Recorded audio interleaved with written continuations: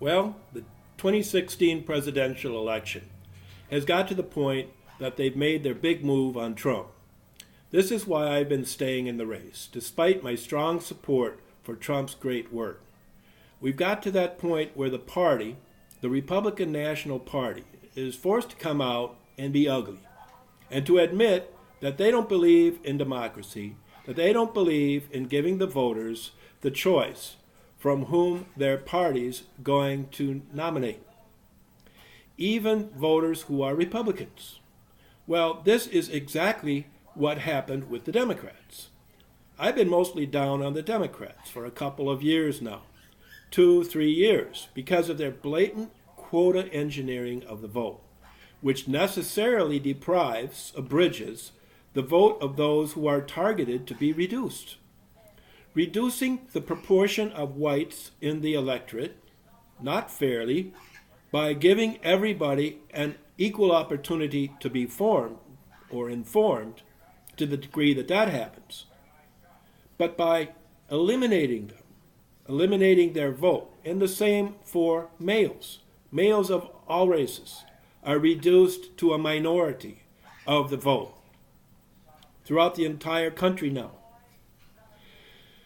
And so we saw that now in Colorado, where there were printed ballots where the number identifying a Cruz delegate was written over a circle where the number of a Trump delegate had been, so that they eliminated the Trump supporter and replaced him with the Cruz supporter. This is what I'm complaining about with the quota engineering, voter and delegate engineering by the Democratic Party. You're eliminating a white male to replace that voter or delegate with a white female, or in some cases, a minority, with the explicit objective of reducing the proportion of white males voting and participating. Now Hillary's campaign manager, installed as Democratic National Convention chair for 2016, Debbie Wasserman Schultz, has put through a DNC rule for the 2016 presidential election, and specifically the nomination in Philadelphia for president and for all the federal elections, the House of Representatives and the U.S. Senate. That's in every state now. You have to eliminate the whites and the white males. Just imagine that Trump supporter being eliminated as a delegate or an elector to be replaced with that Cruz supporter. And you see why a white male such as myself is impacted. I'm eliminated. I'm a white male who really wants to address the issues and have the voters choose through elections. That's because that's what our Constitutional Convention came up with. It didn't come up with the great party, the greatest king, or whatever, the greatest ideas having an absolute authority, or even authority to govern without the approval of a majority of the voters. It's not supposed to be like Stalin's or Castro's idea of democracy, where he picks all the candidates and then this great assemblage gets to vote. That's not our democracy, and yet it is our democracy in Colorado. It is our democracy in Minnesota with the voter engineering, and it is our democracy in the 2016 Democratic National Convention generally, and now, since the Republican National Committee and Reince Priebus have weighed in and attacked Donald Trump in this Colorado issue, it is our democracy, so-called, in the Republican Party as well. And so the very issue that I have been spending so much time on, being forced to, since the Democrats acted against the independent voters and myself as the Minnesota Independent candidate at that time, the Independence Party nominee of the Independence Party for the 4th Congressional District, House of Representatives, and they have come after our party and eliminated us, so that supposedly we're not even on the scene anymore. This has still been brought to the United States Senate. It's pending, but I have not seen any action. And by sending the Senate the matter of the elimination of the independent voters, the Independence Party, and by the systematic violation of our constitutional rights in an election, The same issue that's come up with both parties in the current election processes of the two major parties. That report on abridgment of white males and our vote has been sent to Ted Cruz and to Marco Rubio and to Rand Paul. Now, I now get why Ted Cruz doesn't care if there's quota engineering of voters and delegates in the Democrats and in the state of Minnesota. He's made no response because Ted Cruz wants to do the same thing, and the Republicans want to protect their right to exclude the voters from the decisions that they are required by the Constitution to be allowed to make. Ted Cruz obviously studies these things, and having no sense of justice or the purpose of the U.S. Constitution, even though Alan Dershowitz said he was a great student of his most brilliant student. Of course, we remember how Alan Dershowitz, brilliantly, I guess, nullified the jury with the brutal murder of O.J. Simpson's wife and of her friend, and the racism that got involved in that trial to acquit the killer, O.J. Simpson. But Dershowitz says that Cruz is the most brilliant student he ever had. Well, what Ted does is he studies what he can get away with. And I've said this to a lot of lawyers and a lot of judges. Got real mad because I say this. And I say it again.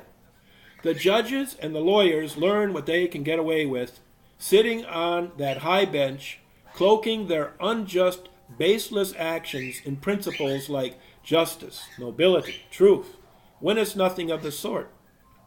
And now it has infected our elections. Now Trump coming to this has, again, done a great service to America. He has shown himself to be the friend of all Americans by seeking to relieve us of some of these terrible issues that we face, where the normal jive politicians don't want to. They want to use any problem as an issue for themselves to run on, but not to solve. We need a country. The whole purpose of our democratic government in a country is to solve these issues so the country can move forward on the basis of justice and opportunity. Because injustice places a roadblock to opportunity on many, many levels. An ineffective government makes decisions and policies that hurt the country, policies that blatantly interfere with the operation of freedom, justice, and opportunity, and knowingly do so for their own self-aggrandizement. And it's creating incredible harm, as we now have a 24/7 news cycle in which everybody has access to any kind of slight, really. It shows up on the internet. People take it up. And the fact that we can't solve these problems through free and fair elections makes it even worse. And it turns people to other types of activity, not trusting anymore the honesty or credibility or commitment of those who like to call themselves leaders, but then fail to lead. And in fact, block the solution of problems, and therefore are anti-leaders, counter-leaders. They're not leading the country so that the problems can be resolved. Now, I mentioned an issue I raised in the United States Senate with the quotas and the rigging of voters and delegates, and therefore the entire Congress. And even as I said in my video, can the Supreme Court survive? Even the Supreme Court is subject to gender engineering and racial engineering by putting in presidents who are elected on the basis of quotas and illegalities. And when they get there, they put in people that reflect their particular race or gender, and usually an ideological group within that race or gender. So within women, we're going to have women who are highly ideological, who support anything that could possibly upset any woman at any time, being eliminated from the law. So, for instance, abortion. They're basically there to push through abortion, even though many other women who are virtuous women understand that the taking of a human life is unforgivable. Or now lately we've had homosexuals and lesbians dominating the election discussion with all kinds of vile attacks on people who won't open up whatever bathroom they want or allow them to commit whatever act they want and call it holy. This is the main problem religion seeks to address. People committing unholy acts and then through force of arms or the state forcing everybody to pay homage to what wonderful things they've just done. Religion needs to protect us against this in a sincere inquiry into the truth and understanding, which bores people, really, a lot. It's what we need. We cannot attack the truth, continue to attack the truth, and play these little political games. Now, I just want to quickly tick off the current political games. Like I say, in addition to the threats to the Supreme Court and to voting rights, meaning everybody of voting age, with few exceptions, has an equal opportunity to vote. That's what voting rights is. And when we say opportunity, we don't just mean a charade. We mean a true opportunity, which means I have the opportunity to receive $100, and I grab for the $100, that there isn't going to be a string attached to that $100 that pulls it back as soon as I reach out my hand to take it. That's not true opportunity. So let's start with the Colorado situation, where there's no true opportunity to campaign for the Trump campaign or any Republican campaign. I'm sure if most of the campaigns hadn't been eliminated right now, if we weren't down to 3 remaining candidates, if we had 10 candidates, I'm sure that we would hear complaints from many more people than Trump. That you did not have the opportunity to campaign before the Republican voters in whose name the nomination they pick, or that they help to pick, will be put on the ballot. But they're not allowed to participate. The Republican voters aren't allowed to participate. So how can you, in their name, make the decision of who's going to be on the ballot for the Republicans? All right, so the plain facts are this. The state of Colorado, this is a state issue. This is not a party issue. This is an unconstitutional law as applied here. It says the only way you can be nominated on the ballot by the state is to be nominated by a committee. Okay, a committee can nominate you. Maybe a committee of one, who knows, or a convention. But as practiced by the Colorado GOP in this statute, the precinct caucus and the county caucus does not allow anybody to vote for a presidential candidate in a caucus or primary. And then the convention picks the nominee for a presidential candidate, and the voter's voice has been eliminated. That's the problem. But let me separate that. The caucus and convention, as now practiced by is authorized under a state law as applied here, and it does not allow the Republican voters, even those who are registered Republican, to participate in a caucus and then in that caucus vote for that particular elected official, President of the United States in particular. That's the problem. This happened after a change making this an unconstitutional law as applied to the Trump voters, making it essentially a new law passed once Trump got in the race against the other Republicans in August 2015, I believe. So I assume that there were names on the ballots of Cory Gardner or some Senate candidate, House candidates. I don't think they choose the entire Colorado government in this slipshod, heavy-handed way. Here's what the Denver Post said at the time of this little trick by the Colorado GOP. The move makes Colorado the only state so far to forfeit a role in the early nomination process, according to political experts. Well, they're wrong. But other caucus states are still considering how to adapt to the new rule. It takes Colorado completely off the map in the primary season, said Ryan Call, a former state GOP chairman. Well, that's the opposite of what's actually happened. And here it is. Republicans still will hold precinct caucus meetings in early 2016. Well, this isn't so early. It's in March now. To begin the process of selecting delegates for the National Convention. But the 37 delegates are not pledged to any specific candidate. And I don't know actually if they got that right, but that's unquote.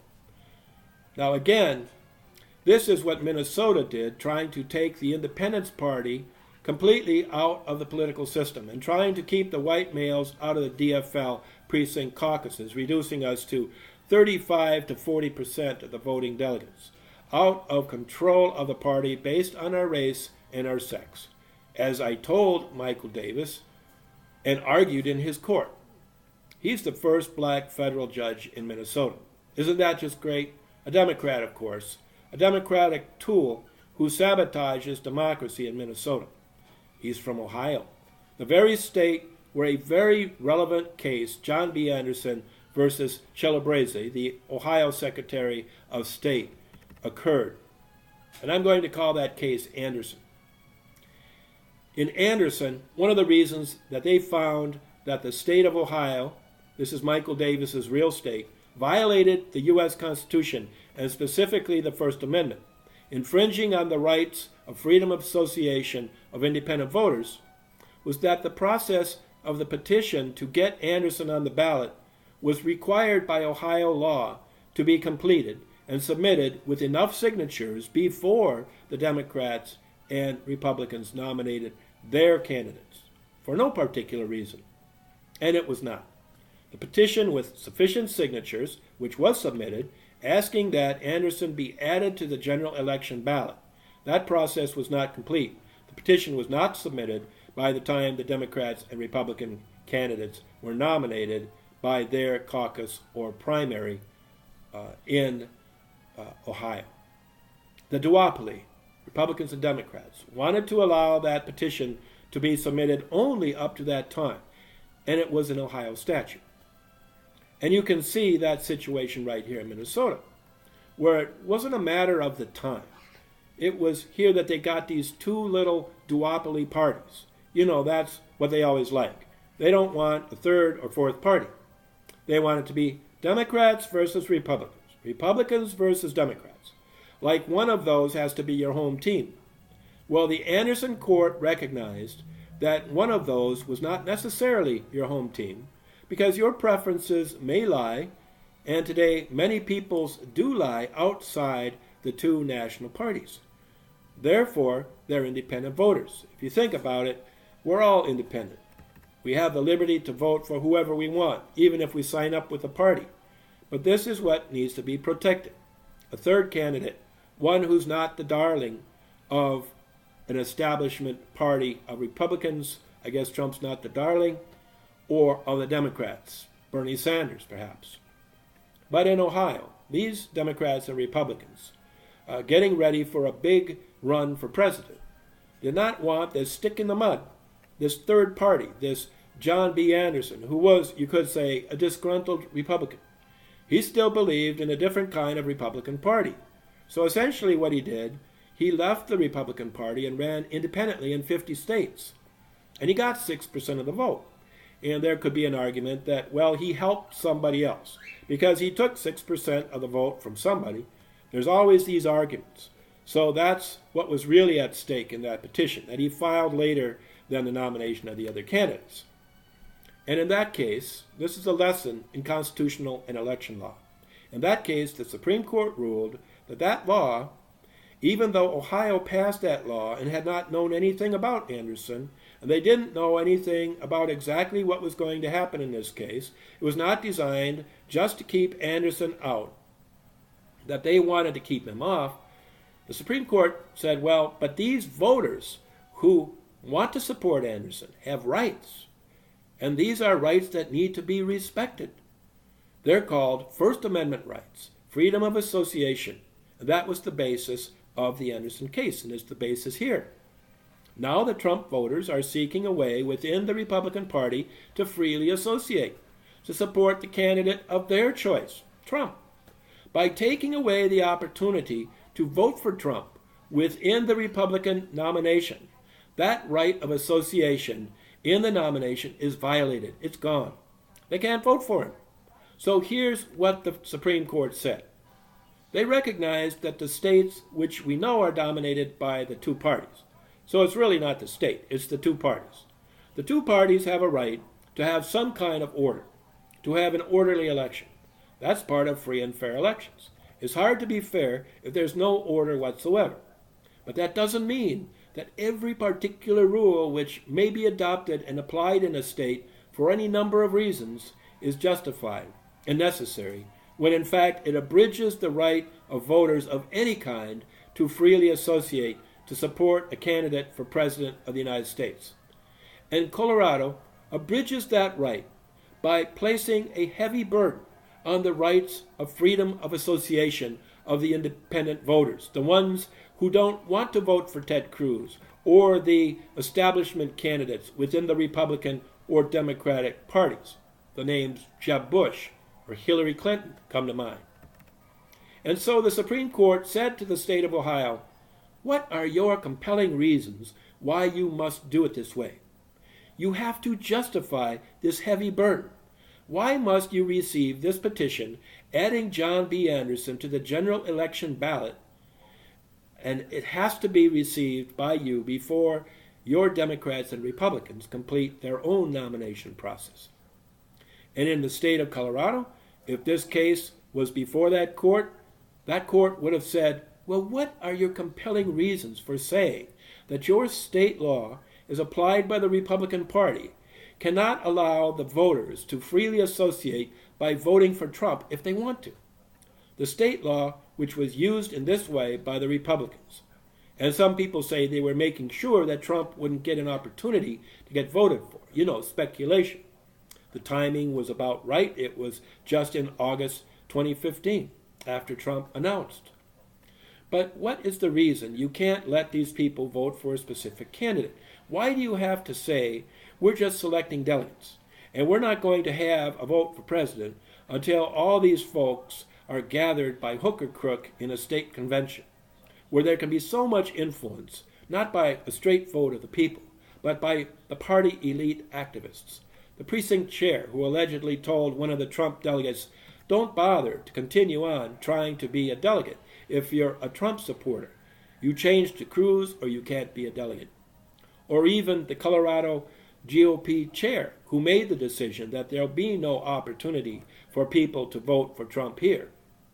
So this is what the Supreme Court said in Anderson, that the state had to show a compelling reason for enforcing this type of burdensome process. And I don't think they can show one.